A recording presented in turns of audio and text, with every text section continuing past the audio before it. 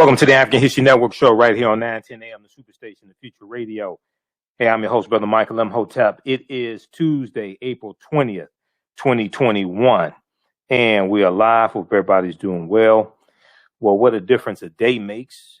Millions of people are breathing a sigh of relief. A lot of people in Minneapolis, Minnesota are breathing a sigh of relief after the news that came down about 5 p.m., 5:30 p.m. Eastern Standard Time today, that Derek Chauvin, former officer Derek Chauvin, has been found guilty on all three charges in the murder of George Floyd. So it was a tense, the jury deliberated for almost 11 hours, and there were a lot of tense people around the country, but especially in Minneapolis, Minnesota. But that anxiety turned into jubilation for many. Okay, so we're going to break down what happened. We heard responses from Vice President Kamala Harris, President Joe Biden, as well as Attorney General Keith Ellison. And they're talking about how this is just one step in holding police officers accountable and the systemic change that needs to take place in policing. Keith Ellison is brilliant. Attorney General Keith Ellison, former member of the House of Representatives, is brilliant. And also, this is an example of the difference that voting for the right elected officials make, because he is Attorney General of the state of Minnesota, and that is an elected position. They voted the right person into office. And I did a post today on our Facebook fan page, The African History Network, and I said, one, thank you to the prosecution team, but thank you to Attorney General Keith Ellison, who put together the prosecution team. But I said I wish we had Keith Ellison as Attorney General in Kentucky handling the Breonna Taylor case, because we see that Attorney General David Cameron, he's African American also. Keith Ellison is African American, for those that don't know. David Cameron is African American. He was elected as well, but he did a horrible job. Okay, so this is the difference in electing the right person in the office and electing the wrong person in the office. Okay, this is the difference. All right, so we're going to give a recap of what happened today. Share this broadcasting on social media platforms. Invite your friends to tune in also. And it's something very important that Keith Ellison said, Attorney General Keith Ellison said. He said, the work of our generation is to put an end to the vestiges of Jim Crow. The work of our generation is to put an end to the vestiges of Jim Crow. Okay, and he's correct. It's not going to take place with one bill. It's not going to take place in one election cycle. Okay, it's a continuous effort, and one step builds upon the other. All right. So on the African History Network show, we focus on educating, empowering, and inspiring people of African descent throughout the diaspora and around the world. Because right now it's correct wrong behavior. What you do for yourself, what you do to yourself, and what you allow other people to do to you and get away with is based upon what you think about yourself. What you think about yourself is based upon what you have been taught about yourself. What you've been taught about yourself is based upon everything you've read, heard, and seen about yourself. So when you control the radius of a man or woman's thoughts, you can control the circumference of his or her actions, because the mind can't do or teach what it doesn't know. All right, we're going to go to clip one, Shakita, to get a recap on what took place today.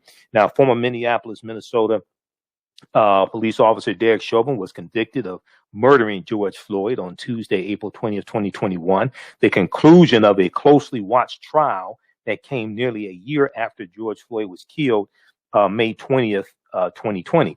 Now, on the other side of the break, I'm going to share with you what the original police report said in the killing of George Floyd, because it didn't mention anything about Derek Chauvin kneeling on George Floyd's neck for almost 9 minutes. It didn't talk about that at all. It was only after video surfaced from bystanders recording what happened, including Darnella Frazier. That's when we found out about Derek Chauvin kneeling on George Floyd's neck. Let's go to clip one, Shakita.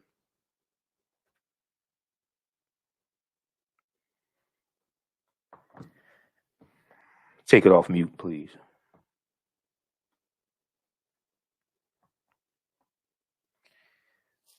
Minneapolis. 3 grand prize as the verdict is read. I can't believe it. It feels there's poetry in the fact that he couldn't breathe, and it feels like we just got a breath of fresh air. Like for the first time, it feels like we can breathe. It was just a beautiful moment when we finally get to see somebody get at least an inch of justice. All right for the jury. Inside the courthouse, the dramatic conclusion to one of the most high-stakes trials in memory. Former Minneapolis police officer Derek Chauvin looking on as the verdict was read late today. We, the jury, in the above entitled matter as to count 1, unintentional second-degree murder while committing a felony, I am the defendant guilty.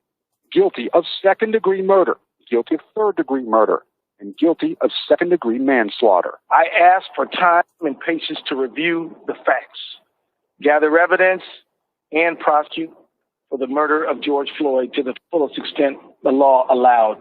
After marathon closing arguments where the prosecution argued George Floyd died because of Chauvin's knee on his neck for 9 minutes and 29 seconds, and the defense countered that Floyd's death was due to other factors like drug use and prior health conditions, the sequestered jury got the case late Monday. It was made up of 5 men and 7 women. 6 jurors were white, 4 black, 2 multiracial. They ranged in age from their 20s to their 60s and included a chemist, an auditor, an executive assistant, and someone who works in IT. For the Floyd family, the wait has been agonizing. I'm feeling tears of joy, so emotional that no family in history ever got this far. We were able to get a guilty charge on all accounts. We got a chance to go to trial. We took it all away. This right here is for everyone that's been in this situation. Everybody. We are here. We stand in the union. Late today, President Biden placed this phone call. God, now there's justice. Tonight, Derek Chauvin led away in handcuffs for the murder of George Floyd. Outside the courthouse, relief. And Gabe, outside that courthouse, people I know watching on their cell phones, what was the moment like when the verdict was read? Well, Lester, it was really incredible to watch. And right now there is a celebration on the way right outside the courthouse. During this trial, both the prosecution and the defense had insisted that this case is solely about the actions of Derek Chauvin. But for so many people in this crowd, it was about so much more. And it seemed that many were actually stunned by the verdict. Yeah, that's right, Lester. As you said, they gathered around their cell phones. Some of them heard it a few seconds before, and others because of different feeds. And they started yelling throughout the crowd, really passing along the news. To a moment, some burst into tears as the verdict was read. Many were surprised. This was the moment they had finally been waiting for, Lester. All right. Okay, pause it right there. We're going to continue this on the other side of the break. Listen to the African History Network show right here on 910 AM Superstation, the Future Radio. You see the picture that I have up here of Derek Chauvin in handcuffs being led away. Hashtag lock his ass up. We'll be back in a few minutes. Gain knowledge in minutes from insightful summaries of progressive and socially conscious books. Blacklisted gives you access to curated content that'll satisfy your curiosity to learn and understand different perspectives. Empower yourself through inspirational and actionable ideas. It's easy to read or listen to on the go. Blacklisted. Empower yourself. Start your free trial today. We all know the cannabis industry is headed toward an uprise in the past decade. What happens when there is a brand that brings this uprise in a blow? The cannabis industry welcomes her uprise. Hustle her hemp. Delivering excellence with pride is her watchword, and how you choose to embrace it makes it a priority. From cultivating rich cannabis into exquisite and tastefully finished CBD products to delivery, Hustle Her Hemp leaves no stone unturned. Hustle Her Hemp's mission is to empower women of color by building business and creating legacies, uniting beauty, health, and business. We are a pure definition of how we want the CBD industry to become in the future. While we are redefining innovation, we bring the same energy to improving the quality of life. Hustle Her Hemp is the new uprise.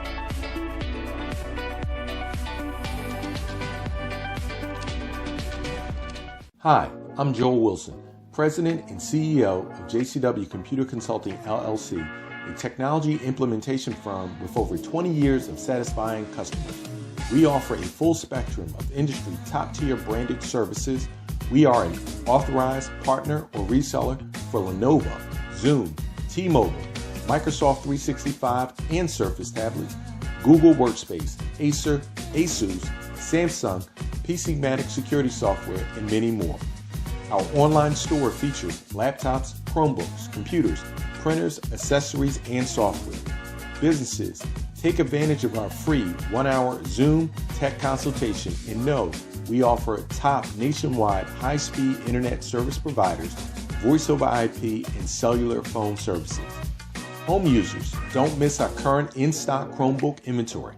Please visit us at jcwcc.com or call 215-879-6701.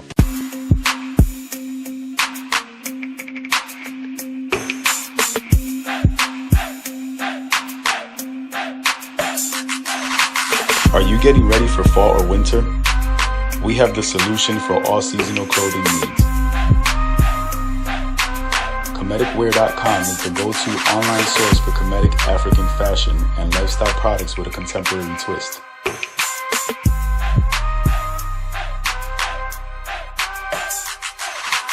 We're committed to offering unique styles reflecting our African heritage.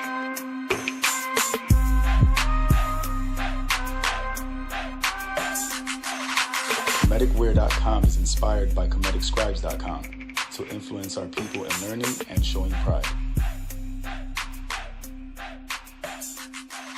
Please visit our website at Kemeticwear.com.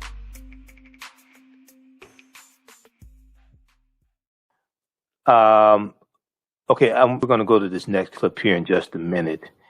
So Derek Chauvin was found guilty, all three charges: second degree unintentional murder, third degree murder, second degree manslaughter.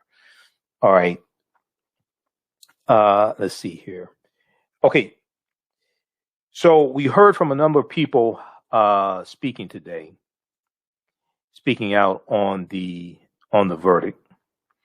Everybody from President Joe Biden, who is calling for the passage of the George Floyd Justice and Policing Act, as well as Vice President Kamala Harris, who helped write that bill when she was in the U.S. Senate. So we know that the jury deliberated for just over 10 hours. The jury returned guilty verdicts on all three: second degree unintentional murder, third degree murder, and second degree manslaughter. Now, Derek Chauvin faces up to 40 years in prison. He faces up to 40 years in prison and will await sentencing in 8 weeks from, he will await sentencing in jail, and sentencing is supposed to take place in 8 weeks, sometime in June. Okay. Now, President Joe Biden said today, and you're going to hear him here in just a minute, he said it's not enough. We can't stop here. President Biden said in remarks at the White House after the conviction, a rare example of punishment after a police killing. Now, we know Vice President Kamala Harris urged senators to pass the George Floyd Justice and Policing Act, saying this work is long overdue. This work is long overdue. And that racial injustice is a problem for every American. Racial injustice is a problem for every American. So that's extremely important. Now, we talked about this before, and this also ties into the study from Citigroup Bank that dealt with how the U.S. has lost $16 trillion over the past 20 years. $16 trillion over the past 20 years, from year 2000 to the year 2020, because of racism and discrimination and things like this. And how, if you correct these various policies and loopholes, the U.S. could increase its, the U.S. economy could grow by $5 trillion over the next 5 years. All right. And what Vice President Kamala Harris is talking about, as well as the study from Citigroup Bank, is how racism negatively impacts everybody. As long as police misconduct, police brutality, etc., just appears to be a quote unquote black thing, is not going to change. When you deal with how this negatively impacts everybody, how police misconduct lawsuits and the settlements take money from various cities, various municipalities that could go to education, that could go to job training, that could go to mental health, that could go to a number of other things that are needed, because you can't control police officers in certain cities. Not there are approximately 18,500 police departments, so I'm not talking about all of them. But this is a American problem. It's not just an African American problem. It's an American problem. Vice President Kamala Harris urged senators to pass the George Floyd Justice and Policing Act, saying this work is long overdue and that racial injustice is a problem for every American. Now, let's see. I want to go to this next clip here. And this is from, we're going to go to clip 3, Shakita. We'll skip over clip 2. We'll go to clip 3. Now, after the Derek Chauvin verdict, Vice President Kamala Harris calls on Congress to pass the George Floyd Justice in Policing Act. Okay, let's go to this clip. I want to thank you for your service. And I want to thank Mr. Floyd's family for your steadfastness. Today, we feel a sigh of relief. Still, it cannot take away the pain. A measure of justice isn't the same as equal justice. This verdict brings us a step closer, and the fact is, we still have work to do. We still must reform the system. Last summer, together with Senator Cory Booker and Representative Karen Bass, I introduced the George Floyd Justice and Policing Act. This bill would hold law enforcement accountable and help build trust between law enforcement and our communities. This bill is part of George Floyd's legacy. The President and I will continue to urge the Senate to pass this legislation, not as a panacea for every problem, but as a start. This work is long overdue. America has a long history of systemic racism. Black Americans, and Black men in particular, have been treated throughout the course of our history as less than human. Black men are fathers and brothers and sons and uncles and grandfathers and friends and neighbors. Their lives must be valued in our education system, in our healthcare system, in our housing system, in our economic system, in our criminal justice system, in our nation. Full stop. Because of smartphones, so many Americans have now seen the racial injustice that Black Americans have known for generations. The racial injustice that we have fought for generations, that my parents protested in the 1960s, that millions of us, Americans of every race, protested last summer. Here's the truth about racial injustice. It is not just a Black America problem or a people of color problem. It is a problem for every American. It is keeping us from fulfilling the promise of liberty and justice for all. And it is holding our nation back from realizing our full potential. We are all a part of George Floyd's legacy, and our job now is to honor it and to honor him. Thank you. Okay, so then after Vice President Kamala Harris spoke, and we're going to go to we'll go to that clip. Let's see. We'll go to Joe Biden here next, Shakita. I think I had the link in there for the Joe Biden clip. I hope I had it. If not, I got to find it. Then after Vice President Kamala Harris spoke. President Joe Biden spoke as well. And they want to use the momentum of this verdict and the attention around the verdict and the call for the need, the call for a change in the way policing is done and addressing systemic racism and things like this. They're calling for this to push through the George Floyd Justice and Policing Act through the U.S. Senate. Now, you're going to need 60 votes in the Senate unless they change the filibuster rule. They get rid of the filibuster rule. And Joe Manchin has already said he's totally against changing anything dealing with the filibuster rule. Joe Manchin, conservative Democrat from West Virginia. You're going to need 50+1 votes to change the filibuster rule. I don't think any Republicans are going to vote for it. I don't even think Senator Tim Scott, Black Tea Party Republican, is going to vote for it either. Okay, I don't think he's going to vote for it as well.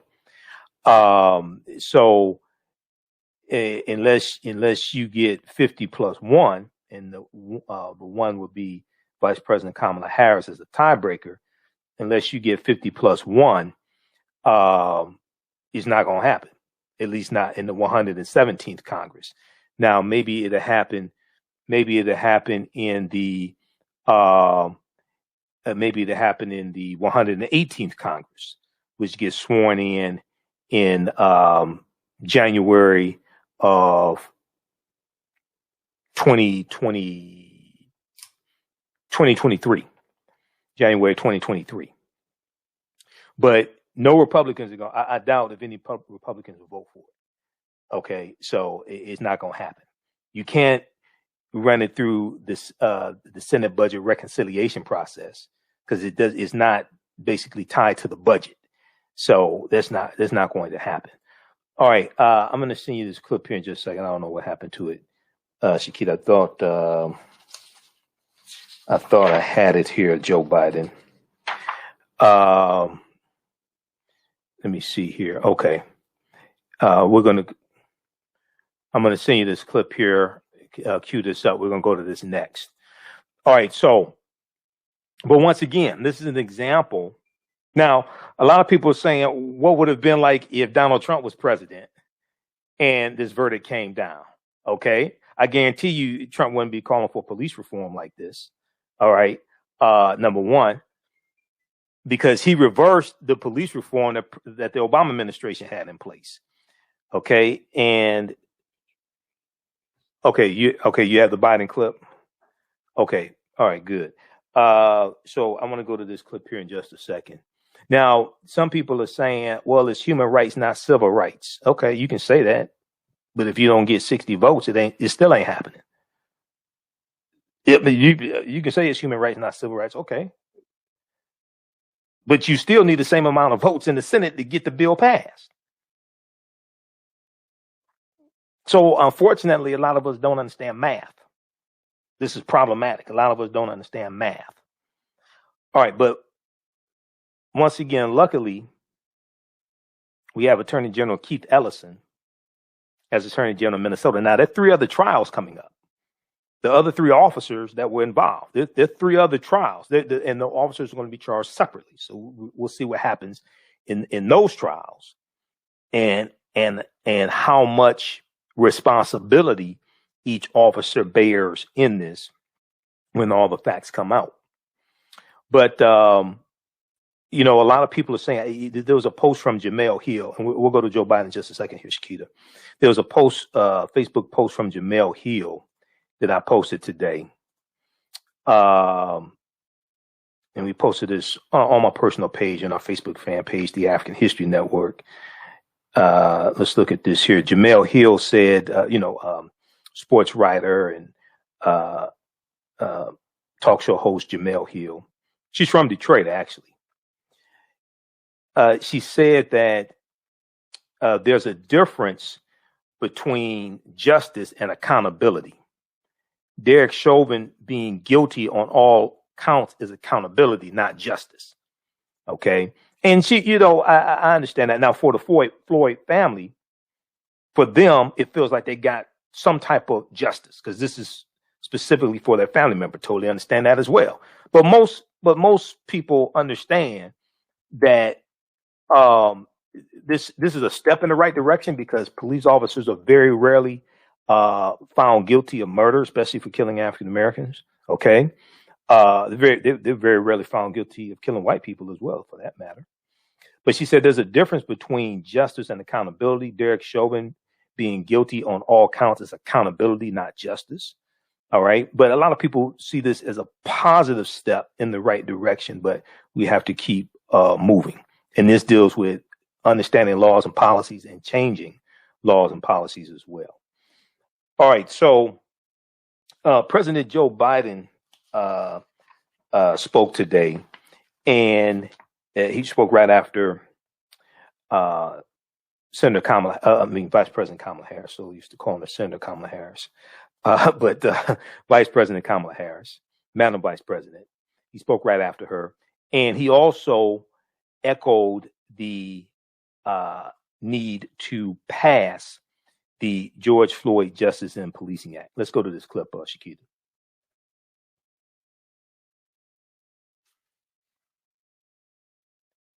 In Minnesota found former Minneapolis police officer Derek Chauvin guilty on all counts in the murder of George Floyd last May. It was a murder in the full light of day, and it ripped the blinders off the whole world to see the systemic racism the Vice President just referred to. There was systemic racism that's a stain on our nation's soul. The knee on the neck of justice for Black Americans. Profound fear and trauma. The pain, the exhaustion that Black and Brown Americans experience every single day. The murder of George Floyd launched a summer of protest we hadn't seen since the civil rights era in the 60s. Protests that unified people of every race and generation in peace and with purpose to say enough, enough, enough of this senseless killings. Today's verdict is a step forward. I just spoke with the governor of Minnesota who thanked me for the close work with his team. I also spoke with George Floyd's family again. A remarkable family of extraordinary courage. Nothing can ever bring their brother, their father back. But this can be a giant step forward in the march toward justice in America. Let's also be clear that such a verdict is also much too rare. For so many people, it seems like it took a unique and extraordinary convergence of factors. A brave young woman with a smartphone camera, a crowd that was traumatized witnesses, a murder that lasts almost 10 minutes in broad daylight for ultimately the whole world to see. Officers standing up and testifying against a fellow officer instead of just closing ranks, which should be commended. A jury who heard the evidence carried out their civic duty in the midst of an extraordinary moment, under extraordinary pressure. For so many, it feels like it took all of that for the judicial system to deliver a just basic accountability. We saw how traumatic and exhausting just watching the trial was for so many people. Think about it, those of you who are listening. Think about how traumatic it was for you. You weren't there. You didn't know any of the people. But it was difficult, especially for the witnesses who had to relive that day. It's a trauma. On top of the fear so many people of color live with every day when they go to sleep at night and pray for the safety of themselves and their loved ones. Again, as we saw in this trial from the fellow police officers who testified, most men and women who wear the badge serve their communities honorably. Those few who fail to meet that standard must be held accountable, and they were today. One was. No one should be above the law. And today's verdict sends that message. But it's not enough. We can't stop here. In order to deliver real change and reform, we can and we must do more to reduce the likelihood that tragedy like this will ever happen and occur again. To ensure that black and brown people, or anyone, so they don't fear the interactions with law enforcement, that they don't have to wake up knowing that they can lose their very life in the course of just living their life. Don't have to worry about whether their sons or daughters will come home after a grocery store run, or just walking down the street, or driving their car, or playing in the park, or just sleeping at home. This takes acknowledging and confronting head-on systemic racism and the racial disparities that exist in policing and in our criminal justice system more broadly. No state and local government and law enforcement needs to step up, and so does the federal government. That's why I've appointed the leadership of the Justice Department that I have, that is fully committed to restoring trust between law enforcement and the community they are sworn to serve and protect. I have complete confidence in the Attorney General's leadership and commitment. I've also nominated two key Justice Department nominees, Vanita Gupta and Kristen Clark, who are eminently qualified, highly respected lawyers who have spent their entire careers fighting to advance racial equity and justice. Vanita and Kristen have the experience and the skill necessary to advance our administration's priorities to root out unconstitutional policing and reform our criminal justice system. And they deserve to be confirmed.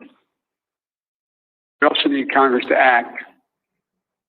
George Floyd was murdered almost a year ago. Meaningful police reform legislation in his name. You just heard the Vice President speak of it. She helped write it. Legislation to tackle systemic misconduct in police departments, to restore trust between law enforcement and the people that are entrusted to serve and protect. But it shouldn't take a whole year to get this done. In my conversations with the Floyd family, I spoke to them again today. I assured them we're going to continue to fight for the passage of the George Floyd Justice and Policing Act so I can sign the law as quickly as possible. There's more to do. Finally, it's the work we do every day to change hearts and minds as well as laws and policies. That's the work we have to do. Only then will full justice and full equality be delivered to all Americans. And that's what I just discussed with the Floyd family. Guilty verdict does not bring back George. But through the family's pain, we're finding purpose. So George's legacy will not be just about his death, but about what we must do in his memory. I also spoke to Gianna, George's young daughter, again. When I met her last year, I've said this before, at George's funeral, I told her how brave I thought she was. And I sort of knelt down to hold her hand. She said, Daddy's looking down on you. He's so proud. She said to me then, I'll never forget it, Daddy changed the world. And I told her this afternoon, Daddy did change the world. Let that be his legacy. A legacy of peace, not violence, of justice. Peaceful expression of that legacy are inevitable and appropriate. The violent protest is not. There are those who will seek to exploit the raw emotions of the moment, agitators and extremists who have no interest in social justice, who seek to carry out violence, destroy property, fan the flames of hate and division, who do everything in their power to stop this country's march toward racial justice. We can't let them succeed. This is a time for this country to come together, to unite as Americans. There can never be any safe harbor for hate in America. I've said it many times. The battle for soul of this nation has been a constant push and pull for more than 240 years. A tug of war between the American ideal that we're all created equal and the harsh reality that racism has long torn us apart. At our best, the American ideal wins out. So we can't leave this moment or look away thinking our work is done. We have to look at it. We look as we did for those 9 minutes and 29 seconds. We have to listen. I can't breathe. I can't breathe.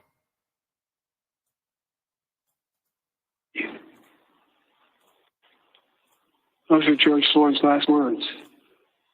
We can't let those words die within. We have to keep hearing those words. We must not turn away. We can't turn away. We have a chance to begin to change the trajectory in this country. It's my hope and prayer that we live up to the legacy. May God bless you. May God bless George Floyd and his family. Thank you for taking the time to be here. This can be a moment of significant change. Thank you. Okay, so that was Joe Biden today. He spoke after Vice President Kamala Harris. There's a big push now to push through the George Floyd Justice in Policing Act and this will take place nationwide. Now, it's not an end all to be all. There's not going to be one bill that's an end all to be all. And because of the 10th Amendment to the U.S. Constitution, because of states' rights, the majority of control over policing is at the state level, state and local level, not the federal level. But there are things the federal government can do. All right, we're going to go to that last clip here. Minnesota AG. Chauvin guilty verdict shows accountability. We're going to go to that in just a second, so cue that up. I want to show you something here. This is from the live updates from the Washington Post. How bystanders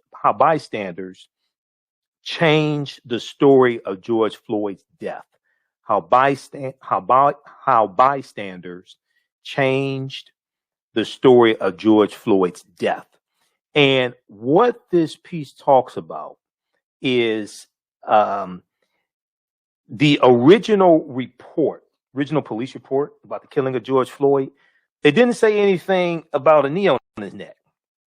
Now, as Americans celebrated the guilty verdict for the former police officer Derek Chauvin on Tuesday, the jury's decision also prompted poignant reflections on how different the story of George Floyd's death would have been had bystanders not intervened and filmed the interaction. It's because of the bystanders, especially Darnella Frazier, who was 17 years old at the time, 18 years old today, and she's 18 years old now. And she filmed, I think she probably got the most of it. So the 9 minutes and 29 seconds that we see, that's her video. Other people filmed portions of it as well. They helped also. Now, on May 25th, 2020, a police report titled, here's the title of the original police report: Man dies after medical incident during police interaction. This is the name of the police report dealing with the killing of George Floyd. This is what they originally said. Okay. The title of this police report was Man Dies After Medical Incident During Police Interaction. And the police report stated that the Minneapolis Police Department responded to a report of a forgery in process. Okay, a $20 bill. Now, Police Chief Arredondo said that they don't even arrest people if they're alleged of passing counterfeit money. They don't even arrest them for that. That may be a ticket possibly, but there was no evidence here that George Floyd knew that the $20 bill was counterfeit. And the store clerk, when he testified, he said that he went out to the car that George Floyd was in. He went out twice. George Floyd was still there, and they were asked about the counterfeit $20 bill, what have you. George Floyd was still there, and when the police got there, George Floyd was still there. And not only that, they released video footage never seen before. It was shown in court for the first time after George Floyd did the transaction to buy what he wanted. He stayed there in the store for a number of minutes. So if he was trying to knowingly pass counterfeit money, don't you think he would have left? Don't you think he would have been gone by the time the police got there? He was still there. Now, the roughly 200-word statement, police report, said a male suspect in his 40s who appeared under the influence, quote unquote, under the influence, resisted orders to step from his car. Quote, officers were able to get the suspect into handcuffs and noted he appeared to be suffering medical distress, the statement said. Officers called for an ambulance. He was transported to Hennepin County Medical Center by ambulance, where he died a short time later, end quote. Okay, this is from the police report. But it was only through videos filmed by concerned bystanders that the public first learned that Derek Chauvin had pinned George Floyd to the ground, pressing his knee on his neck for more than 9 minutes, because that was not in the police report. Surprise, surprise. That was not in the police report. Despite his continuous cries for help, George Floyd's continuous cries for help, gasping for air and claiming that he could not breathe. He said it 27 times he could not breathe. The statement also omitted, the police report also omitted details of how those same witnesses desperately pleaded pleaded with the police to relent. Now, on Tuesday, some people took to social media to express outrage about how similar incidents of police brutality are often reported, and pointed at the crucial role those bystanders played on the entire case. Ms. wrote on Twitter, quote, can we all sing a praise song for Darnella Frazier, who had the presence of mind to film that video that made such a difference in this case, and now must live with the memories that will walk alongside her for the rest of her years. A man on Twitter wrote, how many similar reports or police reports have covered up similar murders? Another person responded, I think if we ever found out the answer to that, it would be received with shock, mourning, disbelief, and despair. Okay, so check this out. This is from the live updates from the Washington Post, dealing with the verdict. And Joe Biden calls for confronting systemic racism after Derek Chauvin convicted of murder in George Floyd's death. All right, those watching on our Facebook fan page, The African History Network, The African History Network, and our YouTube channel, Michael Imhotep, IMHOTEP. Keep watching. We're going to keep broadcasting for a few more minutes. We're going to go to, I want you to hear what Attorney General Keith Ellison had to say. Attorney General Keith Ellison. I want you to hear what he had to say. And he's from Detroit also. He graduated from Wayne State University, my alma mater, or he graduated before me, so that'd be his alma mater, I guess. But he graduated from Wayne State University also. He's from Detroit. All right. I want to remind you, you can register at AfricanHistoryNetwork.com, AfricanHistoryNetwork.com for my new online course that starts up Saturday, April 24th,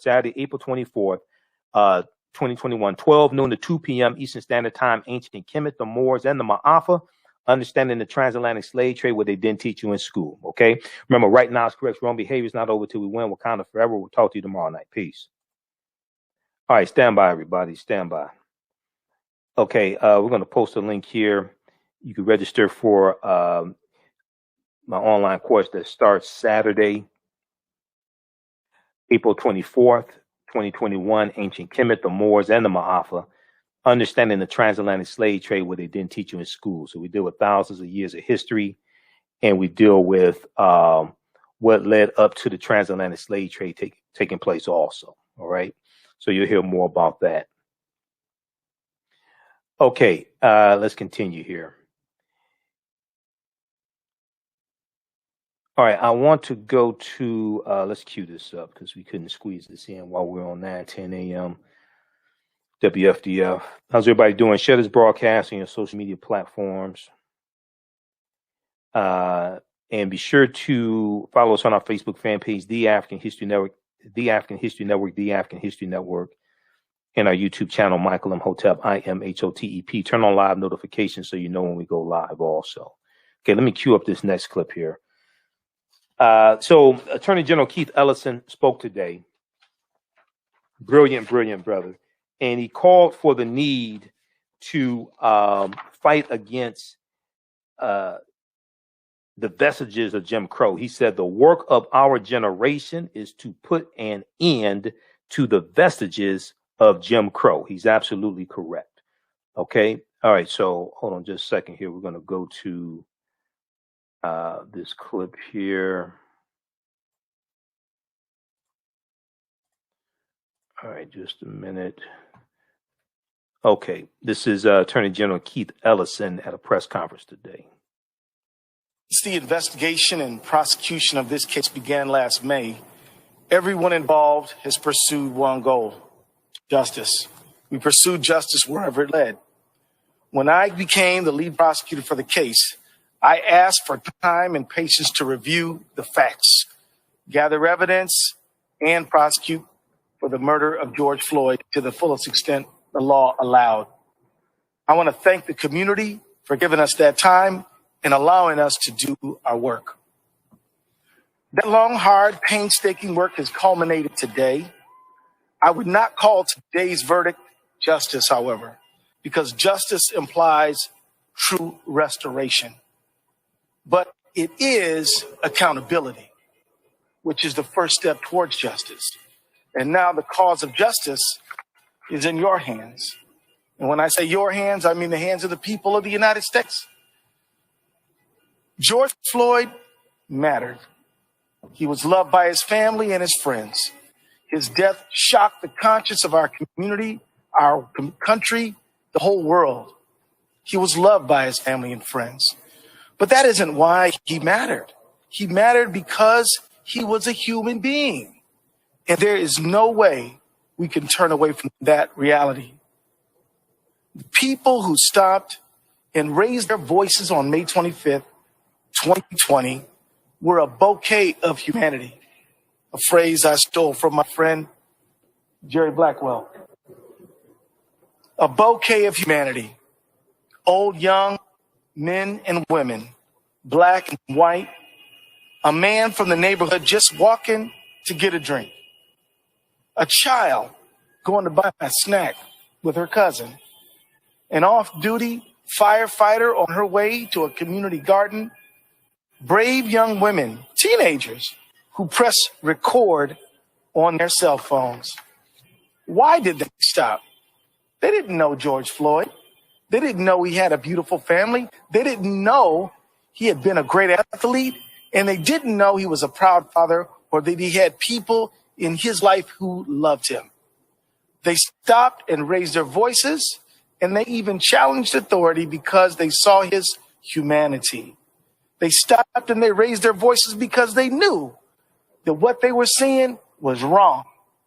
They didn't need to be medical professionals or experts in the use of force. They knew it was wrong, and they were right. These community members, this bouquet of humanity, did it again in this trial. They performed simple yet profound acts of courage.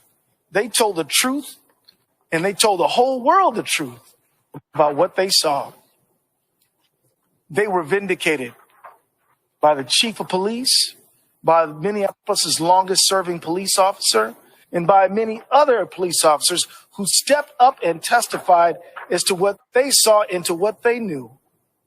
What happened on that street was wrong. We owe it, and we owe our gratitude we owe them our gratitude for fulfilling their civic duty and for their courage in telling the truth. To countless people in Minnesota and across the United States who joined them in peacefully demanding justice for George Floyd, we say, all of us, thank you. All right. So that was Attorney General Keith Ellison from Detroit. All right. This was after the verdict was read. He put together a fantastic prosecutorial team. And there are going to be 3 more trials coming up in the near future. I don't know the exact dates for the other 3 officers. They're going to try them individually. So there are 3 other trials. I think this one will probably be the longest trial, the most extensive, probably the most emotional trial, probably the most emotionally draining trial of Derek Chauvin. So the other ones, even though they may be trying, I don't think they will be as emotionally draining as this one was. Okay. So Attorney General Merrick Garland spoke today also. Now we know that he was in Tulsa, Oklahoma on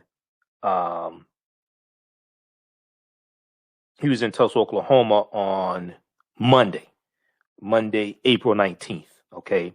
He was in Tulsa, Oklahoma, and he spoke there. And on the Rachel Maddow show, Rachel Maddow she talked about some of the history of the Tulsa race massacre. That was on Monday's show. She talked about some of the history of the Tulsa race massacre. Some of you all saw that. And she dealt with the fact that Merrick Garland was there in Tulsa, and he gave a speech on Monday. Now, today he talked about the fact that the Justice Department's investigation into George Floyd's death is ongoing. The Justice Department's investigation into George Floyd's death is ongoing. So we'll see what comes of that. When you deal with the federal government investigating, they're going to, if they bring charges, that's based upon the fact that it's based upon civil rights violations. Okay, it's based upon the officer willfully depriving someone of their civil rights. It's dealing with willful intent. It's a civil rights violation, and they have to prove that an officer willfully intended to deprive someone of their civil rights. So we'll see what takes place with that investigation. But Attorney General Merrick Garland said, and let's see here. Attorney General Merrick Garland said Tuesday that the U.S. Justice Department's investigation into George Floyd's death remains ongoing, suggesting it is still possible that Derek Chauvin and others could face federal civil rights charges. Okay, so we'll see what happens in that case. With me, as far as I'm concerned, this is just me. However you get their asses in prison, that's what that's what I want to see the most. Okay, whatever charge you get them on is cool with me. Okay, as long as they go to prison, as long as there's some accountability. All right, whatever charge it is, whether it's a civil rights charge. Now, of course, you want them found guilty at the state level. You don't want a situation where, because like with the Rodney King case, those officers were found not guilty at the local level, but then 2 were charged at the federal level and went to prison because of federal civil rights charges. All right. So a lot of people don't remember that. In the Rodney King case, 2 of those officers that were acquitted at the local level, they were convicted at the federal level, but on civil rights charges. However you can get them in prison, okay, that's what I'm for. All right. So in a statement today, Attorney General Merrick Garland said the jury in Derek Chauvin's trial on state charges had, quote, fulfilled its civic duty, and noted, quote, while the state's prosecution was successful, I know that nothing can fill the void that the loved ones of George Floyd have felt since his death, end quote. He went on to say the Justice Department has previously announced a federal civil rights investigation into the death of George Floyd. This investigation is ongoing. Now, the Justice Department often investigates incidents in which police officers kill those in their custody as possible civil rights violations. Those state manslaughter, murder, or assault charges are generally easier to prove. Okay. Those state manslaughter, murder, or assault charges are generally easier to prove. It's very hard to prove the civil rights violation at the federal level against a police officer. That's hard to prove. You have to prove willful intent. You have to prove that they willfully intended to deprive someone of their civil rights, not based upon what you believe, not based upon what Pebbles told Cookie that she thought she heard, but based upon the evidence. And that really goes to state of mind. So you can't, the burden of proof is not to prove that they actually did deprive someone of their civil rights. You have to prove that they willfully intended to do so, not that they actually did it. So the burden of proof is very high. Now, the Department of Justice does not set the burden of proof. It's Congress that passed the law that gave the Department of Justice the authority to be able to do that. So Congress has to pass a law to lower the threshold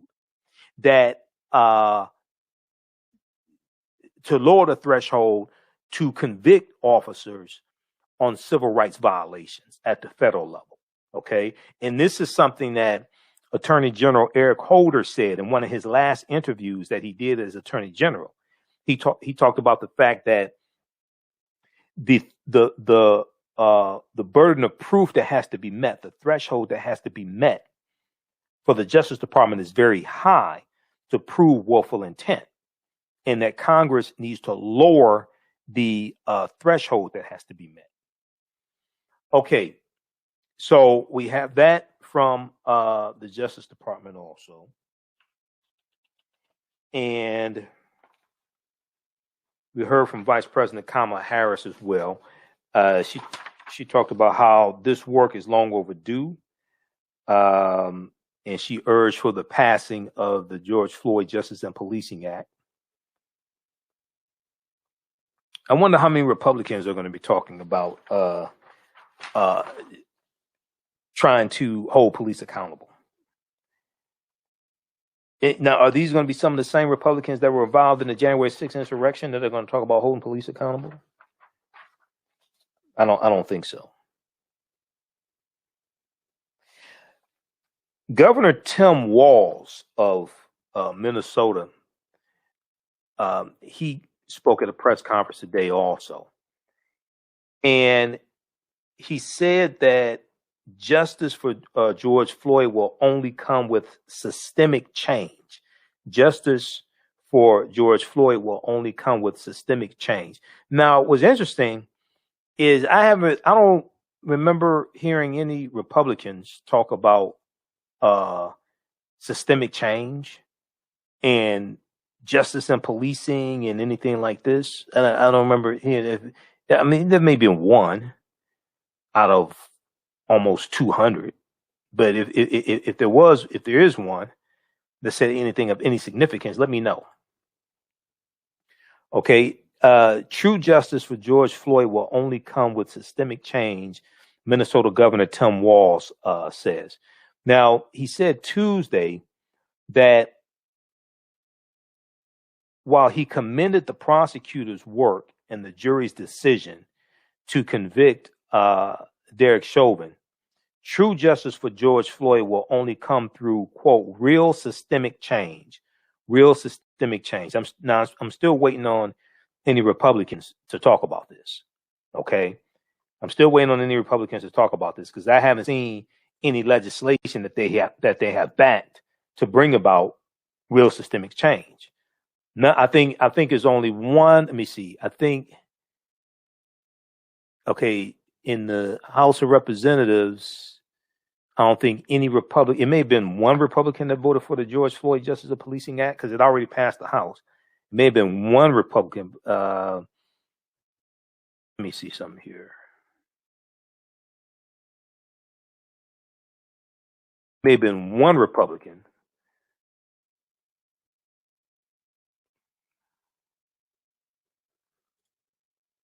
Let me try to check this.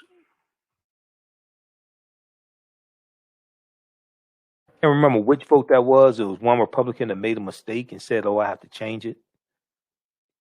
Okay, so the House approved back in March 2021. House approves George Floyd Justice and Policing Act. The House late Wednesday night gave the green light to the George Floyd Justice and Policing Act. 220 to 212 was the vote. This is March 3rd, 2021. The vote was initially scheduled to happen Thursday, but was moved up due to a potential threat to the Capitol related to the QAnon conspiracy theory. Okay, that's right. I remember that. The sweeping police reform received no Republican votes. That's right. Initially, Representative Lance Gooden, Republican from Texas, had voted in favor of the bill, but he later tweeted that he had pressed the wrong button. That's right. I remember. That's the vote. I remember that. It was a Republican who accidentally voted for it and changed it because he said, I pressed the wrong button. Okay. So no Republicans voted for this in the House. All right. So read this from thehill.com. Okay. House approves George Floyd Justice and Policing Act. This is March 3rd, 2021. And I remember they had to go through and push this bill through because there were threats from the crazy ass QAnon people. Okay, that Congress was getting. They were receiving threats, so they had to go through and push this bill through. So it passed the House of Representatives, 220 to 212, basically along party lines. And Representative Ilhan Omar, who represents the Minnesota district where George Floyd was killed, served as Speaker pro temp during the floor debate over the legislation. The sweeping police reform bill received no Republican votes. Okay, so once again, I haven't heard any Republicans talk about systemic, changes, systematic racism and all this stuff. All right, can we get this dumbass out of here? Okay, thank you. That was an ad for the stupid ass Marjorie Taylor Greene, the crazy QAnon lady. Get the hell out of here. So initially, Representative Lance Gooden, Republican from Texas, had voted in favor of the George Floyd Justice and Policing Act, but he later tweeted that he had pressed the wrong button. Okay, he later tweeted he had pressed the wrong button, a post he later deleted and replaced. Two Democrats, Representatives Jared Golden of Maine and Ron Kind of Wisconsin, voted against the measure. They'll probably get voted out of office, hopefully. The bill faces a tough road in the Senate. Yes, it does. Because you need 60 votes in the Senate, and no Republicans are going to vote for it in the Senate. I don't think. Maybe one. You may find one Republican that may be drunk or something, and one may vote for it. That's why you have to get rid of the filibuster and put pressure on Joe Manchin in West Virginia, okay, to get him to vote for the bill.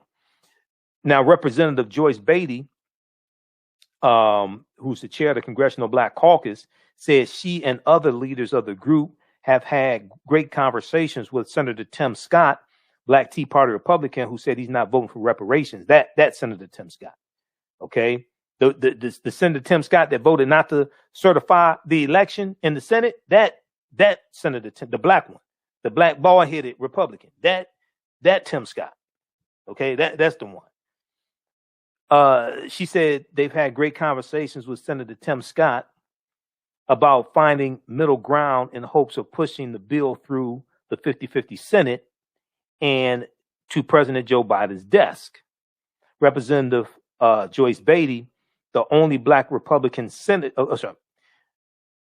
Scott, the only black Republican senator, has his own police reform proposal and has been open to elements of the Democrats' version. But his is weak. He sponsored the bill. He put the bill together. It's weak. Okay? And Donald Trump supported the bill. So you know it's weak. Donald Trump supported the Tim Scott police reform bill. It's not called the Tim Scott police reform bill, but Tim Scott put the bill together. Donald Trump supported it. It's weak as hell. Read the rest of this here. Okay, I don't have time to go through all this. So it has an uphill battle in the Senate. Okay, but this is why we have to put pressure on those in the Senate. Okay, so the fight continues. All right, now, what was the next thing I was going to go to? Okay, yeah. So Governor Tim Walz of Minnesota. I want to go back to that piece.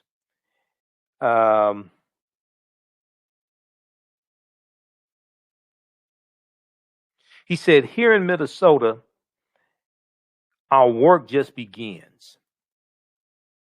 He said this at a news conference the day after the verdict. He said, this is the floor, not the ceiling of where we need to get to. This is the floor, not the ceiling of where we need to get to.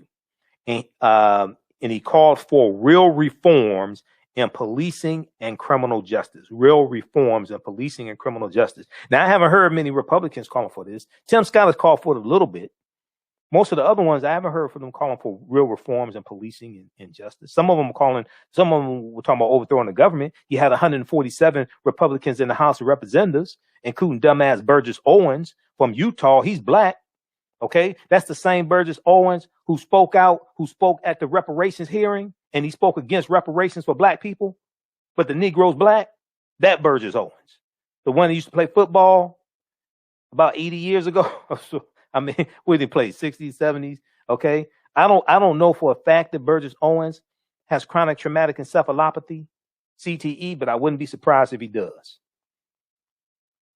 Now, Governor Tim Walz of Minnesota highlighted the racial inequities in health, home ownership, and education in Minnesota, which he said must be addressed now. Must be addressed now. This is our moment, he said. Now, Governor Walz urged state officials and legislators to burn political capital needed to make systemic changes to, quote unquote, honor those who have fought for racial equality. Now, I'm still waiting on Republicans to say the same thing and take action. I haven't heard Republicans make these statements like this. Okay, they're talking about pushing through voter restriction bills. I'm waiting on Republicans to make statements like this and follow it up with legislation. They're talking about pushing through voter restriction bills. Okay, so that was, I'm looking through my notes here where I have bookmarked. Biden says country must confront systemic racism. He's absolutely correct. We talked about that as well. You heard his speech at the press conference today. We dealt with that. And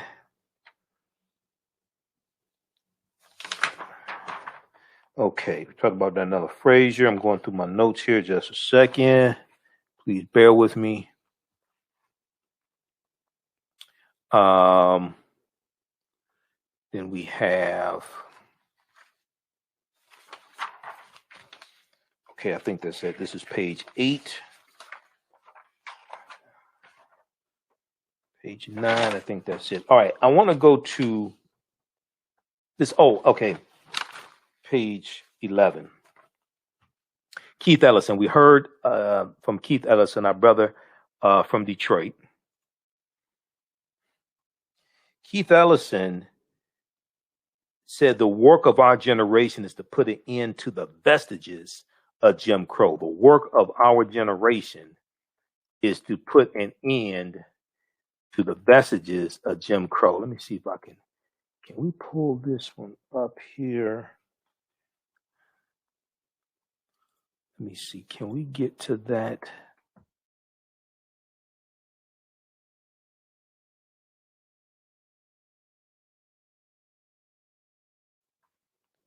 Let me see if I can pull that piece up from him.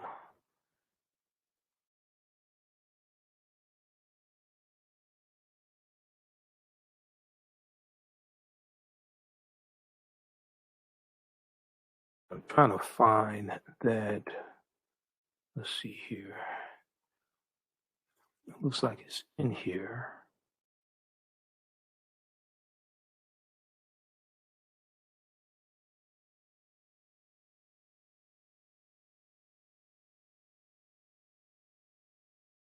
Okay, I can't find it. Let's see. What did they do with that?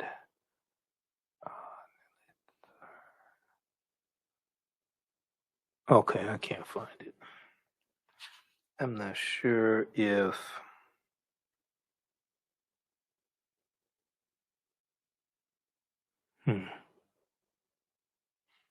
All right, but anyway, he talked about that today also. All right. He said it's time to transform the relationship between community and the people who are sworn to protect them from one that is mistrustful, suspicious, and in some cases terrifying, into one that is empathetic, compassionate, and affirming.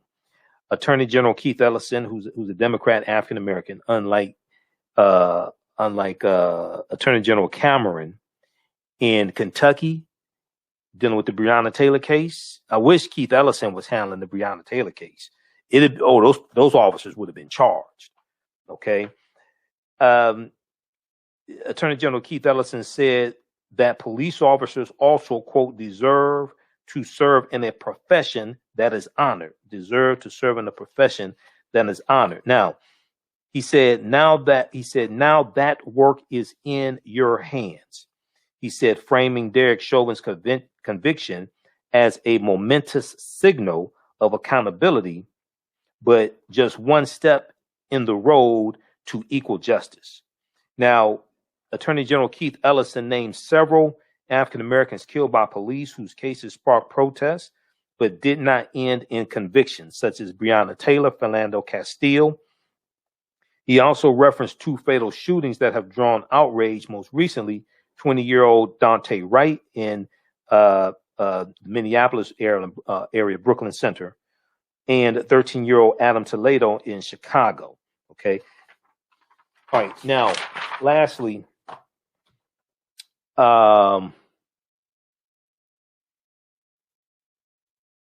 Maxine Waters, Representative Maxine Waters, was interviewed by Joanne Reed today on the Readout. We're going to go to that clip here. We have some time here, so we'll go ahead and wrap this up with Maxine Waters. And so the GOP tried to censor her today.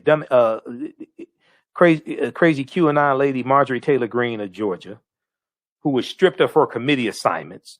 So she has nothing to do except try to, start an Anglo-Saxon caucus, American First Anglo-Saxon White Supremacist Caucus. Okay. But she tried to pass a resolution to censure Maxine Waters. So we're going to go to this clip here.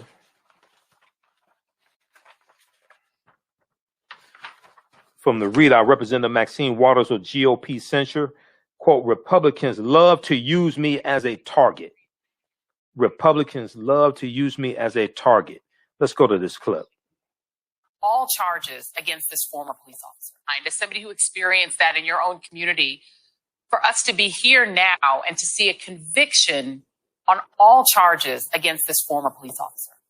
Joy, I want to tell you, my struggle against police abuse started many years ago. There was a woman named Eula Love who could not pay her gas bill, and they called the police out, and there was a confrontation, and they ended up shooting her down on her porch in front of her two girls. And I tangled with Daryl Gates, who is the police chief, who not only really did support and use the chokehold, but he had something called a battering ram that he tore down the doors. And I can remember when I was in the Head Start program and we talked about, the fire people and the police and all of the helpers and the services in your district. The Head Start kids said, the police are people who come to your house and knock down your door and pull your brother out and take him away. And so I have lived with this police abuse, with Black men in particular being targeted by the police, being made to lay on the ground in their best clothes, a spread eagle across a car. And I have fought this for many, many years. I've been engaged for many years. And you mentioned Rodney King. Yes, that was another special time when we saw him beaten. I mean, literally beaten. And then we were told we could not believe our own eyes, and we did not get justice. And so today is very special. Something very special has happened. But when I talk about why it is so important for us to have diversity and inclusion, it is because of Keith Ellison, who is the district attorney. To the degree that we get more people in these positions of power, particularly in the criminal justice system, we're going to be able to get more justice. And so, of course, I'm criticized all the time. And of course, the Republicans make a target of me. But as you know, I am passionate on these issues, having lived with them so long, having seen so much injustice. And so I'm delighted that we have the verdict that we got today. I could not believe it, but it is absolutely true. And I'm looking forward to elected officials using their influence and their power, and for our city council people who have budgets of these police, who have been intimidated by these police unions, seeing that it is possible to do right, do what is right, and to honor, the community by not just rolling sorry. Stand by. Over because they're intimidated by the police union and afraid that they won't get elected. You've got that budget. You give them their raises. You're responsible for their benefits. You give them all that overtime pay. Now it's time to use that power. And so I'm just pleased that I still feel strong enough and able enough to go out with the young people and say, Auntie Maxine is here, and I support you, and I want you to be activists. I'm so sorry that it causes pain oftentimes with my colleagues. Many times they're in these districts where they're frightened, where they have a lot of racism, but they still haven't moved to the point where they can have a decent conversation about these issues. And sometimes it's very difficult for them, but they stood up with me today. They put me up for censure because of my visit to Minneapolis, and my colleagues stood with me, and they voted to table the motion that was put up to censor me because the Republicans love to use me as a target. They raise money on my back. That's that Maxine Waters, that Black woman who is so uppity and who is someone we can't control. And so you've got to make sure that I have enough money to keep her from getting reelected. And I keep getting reelected. And these poor people, many of them retirees, they keep giving them their money. They don't seem to understand. They're not going to get me out of office. I'm here until I decide to retire. And Congresswoman, you mentioned the Republican fight. I mean, I think that the women who founded the Black Lives Matter hashtag are also familiar with being Black women who are not under control and therefore are targeted on a routine basis. But, the big fight that I think your Republican colleagues are avoiding, or at least not talking about, because you're right, they're focused on you. They tried to censor you. They did not succeed in that today. But there is an actual piece of legislation that is moving through the Congress that could actually take the victory that for the family of George Floyd today and sort of put some laws on the books that could actually help to prevent the next George Floyd from dying in the way that he did. Can you talk a little bit about the George Floyd Act and whether or not you believe that that is something that now has more momentum because of this verdict? Because it doesn't appear that at least Republicans are eager to be a part of that conversation. Well, you're absolutely correct. And it is not easy. You would think, having experienced what we have experienced, and so many millions of people saw George Floyd being murdered on the sidewalk. I mean, this was a very public event. You would think that we would have even Republicans on the most conservative side who would say, this is too much, even though I support the police, and I think that they shouldn't even be challenged in their work. They know what they're doing, but something's wrong with this. Something's wrong with what we have seen, what we have witnessed. Would be ready to come forward now and change and say, we do have to rein in the road cops. We have to make sure that they're not a part of our police departments and they don't keep getting rehired over and over again in various jurisdictions after they commit crimes in another district. But no, it's not that easy. And it's not going to be that easy to get this bill passed out of the United States Senate. That is why I say to the young people, you've got to keep your activism up. It's not going to go away because elected officials sit and think, well, let me see, this is wrong. I got to take care of this. Oftentimes we're too safe in what we do, and we don't want to make any waves. And so that's why it's so important to have activism. And that's what the civil rights movement was all about. It was about activism. It was about confrontation. As a matter of fact, I went back and did some research on Martin Luther King. He had a project called Project C. And you know what that was for? Project Confrontation. Confrontation. And a lot of people see that as being bad. And they try to turn my words into something about violence. It's not about violence. Martin Luther King was about nonviolence. I am nonviolent. And so when they take words like confrontation, which certainly confrontation was used in the sit-ins for the civil rights legislation, the marches, the prayers, all of that's confrontation. And so we've got to make sure that we continue to define who we are, what we do, what we care about, and not be so intimidated we're afraid to move. The young people want to see their elders stand up. They want to feel loved and protected. And they're out there now, and they have joined in with Black Lives Matters and other organizations. They're telling us, we're here to help get justice for all of us. We have no future unless you are on this case, unless you're dealing with the injustices that are taking place that we're confronted with. And so I'm so pleased about this verdict today. And no matter the criticism that I get, no matter the judge who even went off, about Maxine Waters, that's all right by me. I will continue to do what I think is in the best interest of our people. I will continue to speak truth to power, and I will continue to be an activist legislator. So I want to thank you for all of the attention that you've given to this, and the president being on your program tonight, expressing his views about George Floyd. And I want you to know, I was worried about Dante Wright, the 20-year-old that got killed. When I went to Minneapolis, I took his mother and father to dinner, and they relaxed. And we had a great time. And they said this was the only moment since this had happened that they were able to laugh and enjoy. And so that's who I am. That's what I do. And that's what we all must do. We must all see that we have a role in having to bring about justice in this country. We have a role to ensure that the people can expect to live in a real democracy with respect for the Constitution and respect for each other. So here we are. Someone said to me today, I'm not just celebrating, I'm relieved. Yeah. And that's how I feel too. I'm relieved.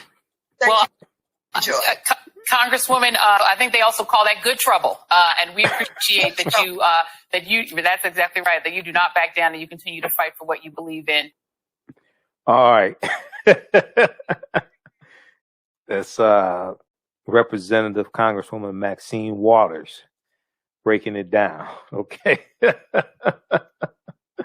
And I'm still waiting on any Republicans to step up to the plate, because because Republicans, and let's look at this. You got all these black Republicans and wannabe black conservatives running around, Candace Owens and Paris Denard, all these black Republicans, Angela K. Stanton, and you've got Bruce Lavelle, and they tell Burgess Owens.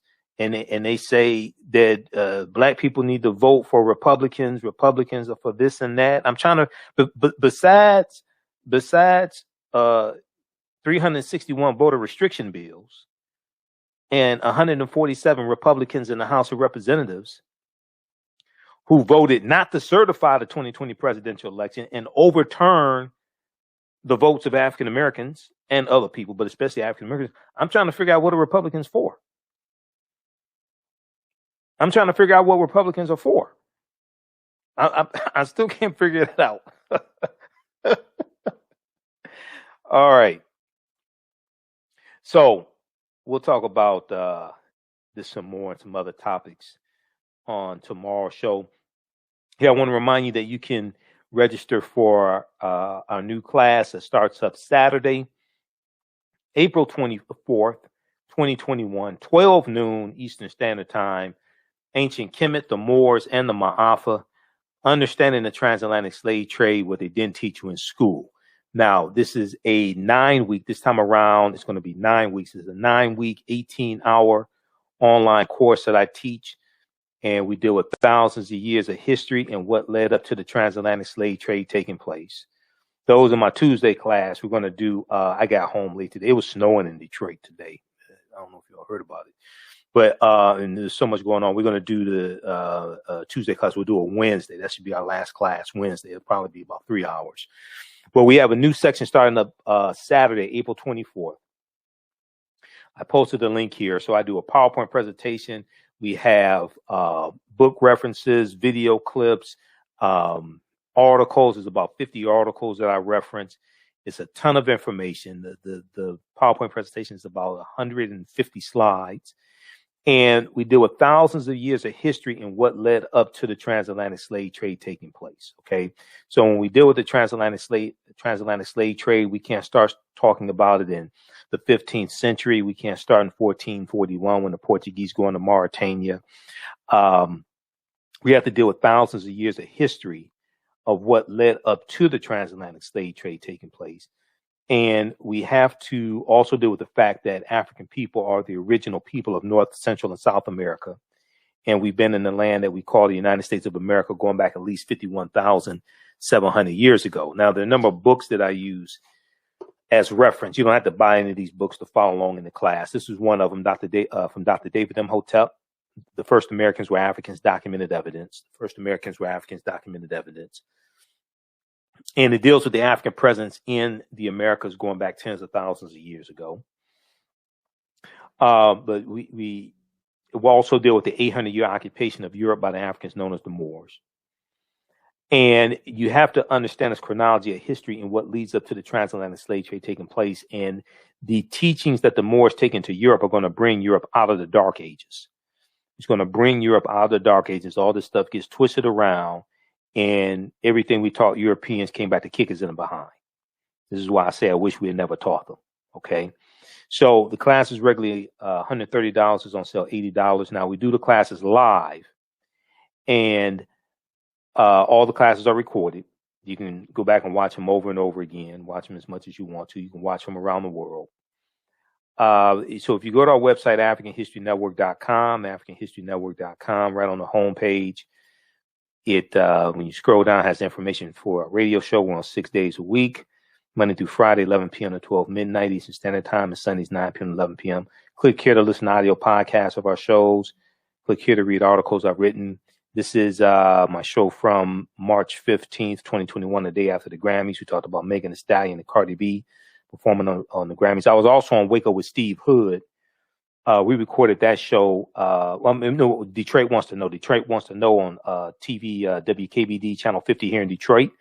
And that show just aired Sunday, That was Sunday, April 18th. Okay. And I posted a video on our Facebook fan page, the African History Network. Steve Hood interviewed me. That's his show, his TV show. And we talked about, we recorded the show March 18th. So it was like 3 days after the Grammys. But we talked about the performance and negative corporate control, hip hop, adultification bias, and different things like this. But then we have information here for the online class. Okay, starts up Saturday, April 24th. Click here to register. Takes you to the next page. And just click right here to enroll. And as soon as you enroll in the class, you can start watching content. We have bonus content because we have class sessions from the previous class that I taught. So you can go ahead and watch that. And then the new class starts up Saturday, April 24th, 2021, 12 noon to 2 p.m. Eastern Standard Time. Okay. So we'll post a link here. You can register for that. Ancient Kemet, the Moors, and the Maafa, Understanding the Transatlantic Slave Trade, what they didn't teach you in school. Right now, if you'd like this type of information, also, you can support the African History Network, $ the AHN Show through Cash App, $ the AHN Show through Cash App, or through PayPal, paypal.me /the AHN Show, paypal.me /the AHN Show. So this helps us keep doing the research, stay on the air, keep broadcasting, pay some of the bills, etc. And if you do it through Cash App, be sure to type in $ the AHN Show, SHOW, and it'll say Michael, and it'll show my picture there. All right. Okay, look, we have to get out of here. Remember, at the African History Network, we focus on educating, empowering, and inspiring people of African descent throughout the diaspora and around the world, because right now it's corrects wrong behavior. It's not over till we win. Wakanda forever. We'll talk to you tomorrow night. Peace. All right, stand by. Let's keep going. See, this is what I'm explaining. So then when you add another layer onto this, dealing with the hypersexualization of African-American women, that ties into the Jezebel stereotype, that then ties into African-American women being used as a sexual commodity during slavery and being used to breed. And it was not illegal to rape a black woman because she was your property. If you were a slave owner, she was your property. And then that same mindset then stays in place after slavery ends, and you have all these negative stereotypical images of African Americans, but then you have white corporations that finance these negative stereotypical images and use people like Cardi B and Megan Thee Stallion to market stripper music and prostitution music and market prostitution. All of this is connected. The way people treat you is largely based upon what people think about you. What people think about you is largely based upon what they've been taught about you. What they've been taught about you is largely based upon what they read, seen, and heard about you. This is why other people who have their history and culture intact are more guarded about the images that are projected about them. They don't just tolerate anything. We're the only ones that just tolerate anything like that. And then when you have some of our artists speak out and say things about other groups, they get put in check. Oh, you think I'm kidding? Go back to 1995. Didn't Michael Jackson have a song, They Don't Really Care About Us? And the Anti-Defamation League came out against Michael Jackson and said he said some negative things in the song about Jews. I still have articles from ADL's website about that. What did Sony do? Sony didn't say, well, change the radio station if you don't like his song. Sony didn't say, oh, you need to teach your children better if you don't like his song. Sony didn't say, oh, he's not talking about you, he's talking about some other Jews. Sony didn't say that. You know what Sony did? Sony took every last one of those CDs off the shelf, removed those lines from the song. It was only like 2 or 3 lines in the song. They removed those lines in the song and put the CD back on the shelf. But when we speak up against negative corporate control hip hop, we're told, oh, if you don't like it, change the station. Or if you don't like it, don't buy it. Oh, you need to teach your children better. That's not what they tell other people.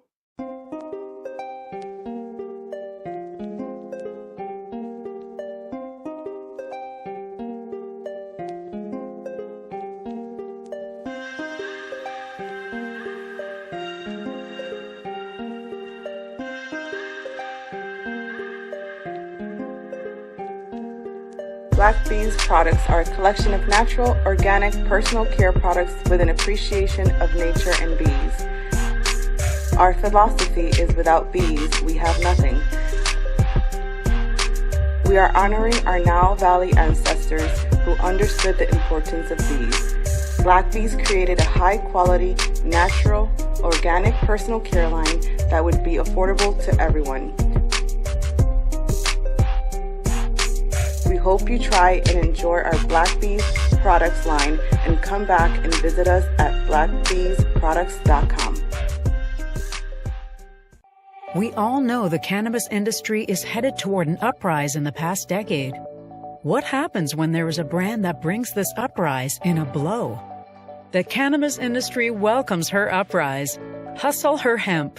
Delivering excellence with pride is her watchword, and how you choose to embrace it makes it a priority. From cultivating rich cannabis into exquisite and tastefully finished CBD products to delivery, Hustle Her Hemp leaves no stone unturned.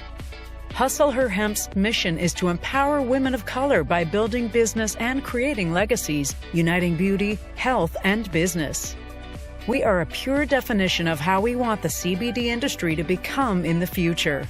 While we are redefining innovation, we bring the same energy to improving the quality of life. Hustle Her Hemp is the new uprise.